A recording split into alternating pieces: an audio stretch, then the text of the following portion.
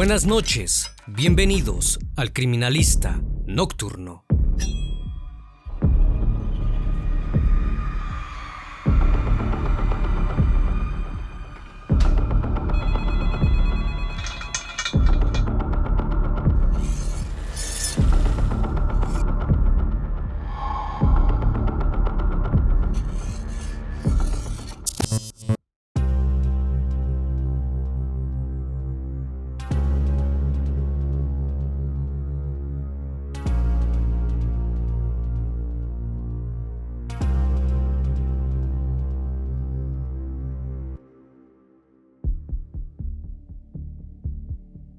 El 24 de junio de 1996, una decena de oficiales se presentaron en la finca Fox Hollow, ubicada en el distrito de Westfield, Indiana, Estados Unidos. Aprovecharon que el sospechoso no se encontraba allí y que su exesposa, motivada por las historias que le habían contado sobre él, había dado luz verde para el allanamiento. Lo que encontraron iba más allá de toda la imaginación humana. Desperdigados entre los amplios jardines yacían los fragmentos de huesos, pertenecientes a alrededor de 11 personas. Y esto no era todo. El número ascendía a más víctimas. Todas ellas seguían un mismo patrón. Pero ¿quién era esta persona que había realizado tales actos? ¿Cómo logró llevar a cabo una doble vida durante tanto tiempo, atendiendo una tienda durante el día y asesinando durante la noche? ¿Qué se escondía detrás de las paredes de aquella enorme mansión? El Criminalista Nocturno. Herbert Richard Baumeister nació el 7 de abril de 1947 en Indianápolis, Indiana, hijo de Herbert y Elizabeth.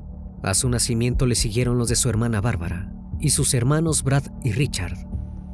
Si bien al principio se los podría definir como una familia de clase media, con el pasar de los años, el padre, quien se desempeñaba como anestesiólogo, ganó más dinero y pudieron mudarse a una acaudalada zona de Washington.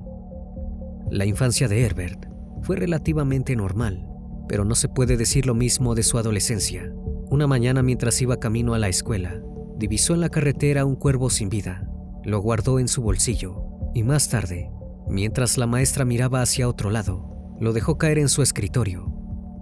Esa no fue la única broma pesada que Herbert hizo durante sus años de escolaridad. En otra ocasión, orinó sobre el pupitre del profesor. El comportamiento extraño del joven se hizo notar tanto que su padre decidió someterlo en secreto a una serie de exámenes mentales. Los mismos arrojaron que padecía de esquizofrenia y de trastorno de personalidad múltiple. Sin embargo, no recibió ningún tratamiento psiquiátrico y quedó a la merced de su enfermedad. Mientras cursaba en la secundaria North Central, se anotó en todo tipo de actividades deportivas, con la ilusión de hacer amigos, pero no lo consiguió. Sentía que no encajaba en ningún lado y decidió pasar la mayor parte de su tiempo estudiando en soledad. Tampoco salía con mujeres, más bien las evitaba. En 1965, ingresó en la Universidad de Indiana, donde estuvo tan solo un año. Luego intentó volver a cursar durante 2 semestres, pero siempre acabó abandonando. No obstante, su padre era una persona sumamente respetada en la sociedad y no dejaría que se quedase sin empleo. Le consiguió un puesto como fotocopiador en Indianapolis Star, el periódico más importante de la ciudad. Allí, Herbert intentó a toda costa dar una buena impresión. Se vestía bien, se preocupaba porque sus superiores notaran su trabajo, pero había algo en él que lo alejaba del resto. Y esto empeoró cuando se ofreció a llevar a sus compañeros a un partido de fútbol. Todos aceptaron de buena gana, pero cuando llegó el día sucedió algo por demás extraño. Herbert apareció con un coche fúnebre, el cual consiguió gracias a las conexiones con el hospital donde trabajaba su padre. Como si esto fuera poco, también llevaba una gorra de chofer. Durante todo el camino, se la pasó riéndose, como si la situación fuese divertida. El resto de los presentes estaban horrorizados. Tiempo después, su padre le consiguió otro empleo en la oficina de vehículos motorizados. Allí, tampoco pudo hacer amigos, ya que se la pasaba despotricando contra sus compañeros sin razón aparente. Sin embargo, era imposible pasar por alto su gran inteligencia. Rápidamente consiguió el puesto de director de programa, pero sus bromas no cesaron. Orinó en el escritorio de su jefe, lo cual fue pasado por alto. Semanas después, hizo lo mismo sobre una carta dirigida al gobernador de Indiana, lo cual ocasionó su despido. En los años siguientes, Herbert protagonizó otros incidentes, llegando a ser arrestado en varias ocasiones. Fue acusado de robar un vehículo y conducir alcoholizado. Parecía que jamás conseguiría llevar una vida normal, hasta que conoció al amor de su vida, o al menos, a quien creía serlo. En 1971, un amigo le presentó a una mujer llamada Julie Sader, quien se desempeñaba como profesora de secundaria. Rápidamente descubrieron que tenían muchos intereses en común. Ambos eran republicanos y ansiaban tener su propio negocio. Al poco tiempo se casaron y tuvieron 3 hijos, Mary, Eric y Emily, a los cuales Herbert cuidó con mucho cariño. Sin embargo, la vida íntima de la pareja estaba lejos de ser perfecta. Prácticamente no tenían relaciones. Lo que sí marchaba sobre ruedas era la situación económica de la pareja. Herbert ganaba tanto dinero que le pidió a su esposa que dejase de trabajar. Ella aceptó, ya que alguien debía quedarse en la casa con los niños. Pero tan solo un tiempo después, Herbert fue despedido y Julie tuvo que volver a dar clases. No obstante, al poco tiempo él consiguió empleo en una tienda de segunda mano y no tardó en notar el potencial de la misma. Pensó que debía ser algo exactamente igual. En 1988, Herbert le pidió $4,000 a su madre y se juntó con Oficina de Niños de Indianápolis, una organización benéfica. Crearon la tienda Ahorra Mucho, ubicada en un barrio de clase baja. Allí vendían ropa usada, artefactos para el hogar y artículos de segunda mano que pertenecían a la organización. En tan solo un año, recaudaron más de $50,000 y consiguieron abrir más sucursales. Con el pasar de los años, Herbert se convirtió en un miembro rico y querido en la comunidad, y en 1991 consiguió vivir el sueño americano completo. Se mudó junto a su familia al distrito de Westfield, en el condado de Hamilton. Allí compraron una elegante casa llamada Fox Hollow Farms, la cual contaba con 4 dormitorios, una piscina cubierta y un establo. También tenía varias hectáreas con amplios jardines, en los que los niños podrían jugar y la pareja podría ser feliz. Parecía que los Baumeister tendrían una vida perfecta, pero Herbert no tardó en mostrar su verdadera cara. Comenzó a tomar todas las decisiones con respecto a la tienda. Incluso le daba indicaciones a Julie delante de sus empleados, como si ella no fuese también propietaria. Al mismo tiempo, Herbert comenzó a maltratar a los clientes y a los empleados, provocando serias pérdidas económicas para su familia. Todo esto ocasionó que la pareja se separase en varias ocasiones, pero siempre volvieron a juntarse. Sin embargo, la relación jamás volvió a ser la misma. Descuidaron su matrimonio e hicieron lo mismo con la casa, que estaba cada vez más desordenada y descuidada. Durante los veranos, Julie llevaba a los niños a visitar a su abuela en el lago Wawasee, dejando a Herbert completamente solo. La vida en la intimidad tampoco mejoraba. En todos esos años, habían tenido relaciones tan solo 6 veces, y él ni siquiera dejaba que su esposa lo viera sin ropa. Y fue en ese contexto que sucedió algo completamente extraño. En 1994, Eric se encontraba jugando en el patio cuando observó, medio enterrado, un cráneo humano. No tardó en darle aviso a su madre, quien revisó el resto del bosque y encontró las otras partes del cuerpo. Esperó a Herbert completamente ansiosa. Al llegar, el hombre espetó que se trataba de un esqueleto de los que su padre diseccionaba en el trabajo. Supuestamente había sido un regalo. Al principio lo guardó en el garage, pero con el correr de los meses comenzó a sentirse incómodo y decidió enterrarlo. Extrañamente, Julie le creyó. Confiaba en su esposo y no tenía idea de que en la ciudad estaban sucediendo cosas sumamente alarmantes. Virgil Vandegrift dirigía una exitosa firma de investigaciones privadas en Indianápolis, conocida específicamente por localizar personas desaparecidas. A principios de junio de 1994, recibió a una mujer completamente desesperada, Le comentó que hacía varias semanas que no sabía nada de Alan Broussard, su hijo de 28 años. Al principio Virgil no se alarmó. Pensó que se trataba de un típico caso donde un joven comete un delito menor y decide huir de la ciudad. No obstante, decidió investigar igual. Descubrió que Alan era alcohólico y abiertamente gay. En una comunidad donde esto era muy juzgado, se le había visto con vida por última vez saliendo de un bar para gente de su misma orientación, llamado Brothers. Virgil publicó carteles en toda la zona con su fotografía para que quien tuviera información se acercase a brindarla. No recibió noticias al respecto hasta que a finales de julio se enteró de una situación que podría estar ligada al caso del joven. Una detective de la policía de Indianápolis, llamada Mary Wilson, estaba trabajando en la desaparición de otros hombres homosexuales en toda el área, cuyas apariciones físicas y edades eran similares a las de Alan. También se topó con un artículo de la revista Indiana World sobre un hombre de 31 años llamado Jeff Jones, que había desaparecido a mediados del año anterior. Al investigarlo, Virgil descubrió que compartía un trasfondo de indiferencia social y hábitos descarriados similares a los de los muchachos que buscaba Wilson. Además, todos coincidían en altura, peso, apariencia y estaban dentro de cierto rango etario. Para ese entonces, el detective estaba convencido de que en Indiana contaban con la presencia de un peligroso asesino serial, y hubo un último caso que logró que saciara las pocas dudas que le quedaban. En julio, Roger Allen Gottlieb, de 34 años, dejó la casa donde vivía con su madre para visitar un bar gay en la calle 16 y no volvió a aparecer. Virgil recorrió todos los bares gay de la ciudad, pero tanto los propietarios como los clientes se negaron a hablar. La policía tampoco estaba interesada en el caso. Parecía que aquellos pobres chicos quedarían en el olvido hasta que apareció alguien con una historia peculiar. Tony Harris, cuyo nombre real fue omitido por su solicitud, conocía a Roger Gottlieb, ya que ambos frecuentaban esos bares. Al ver los carteles pegados por Virgil, no dudó en comunicarse con él. Le dijo que estaba seguro de haberse topado con el asesino en serie que buscaba. Había intentado hablar con la policía local, pero lo trataron como si estuviera loco.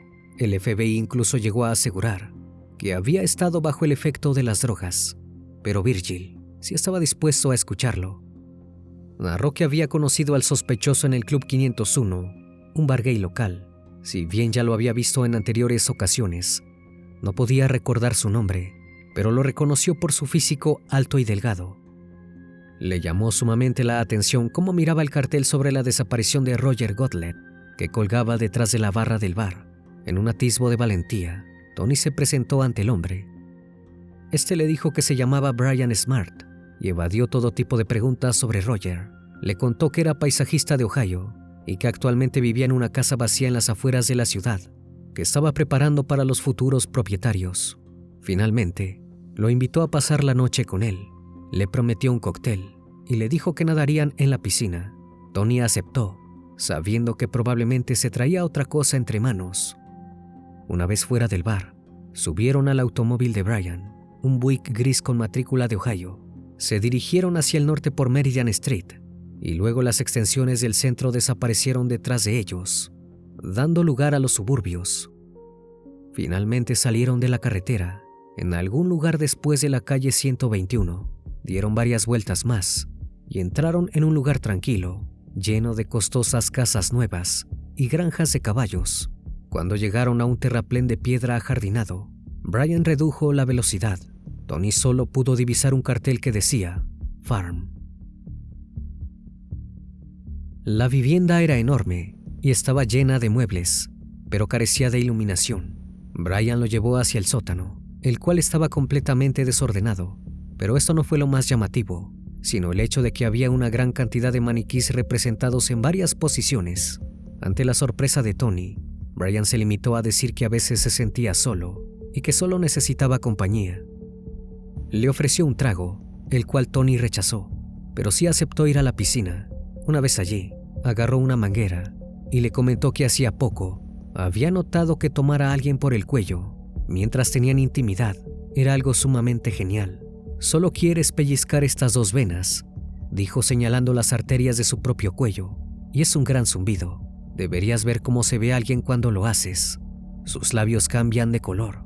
Así es como puedes saber que está funcionando. Al oír aquellas palabras, Tony supo que estaba ante el secuestrador de Roger. Tampoco le quedaban dudas respecto al destino de su amigo. Era evidente que había sido asesinado.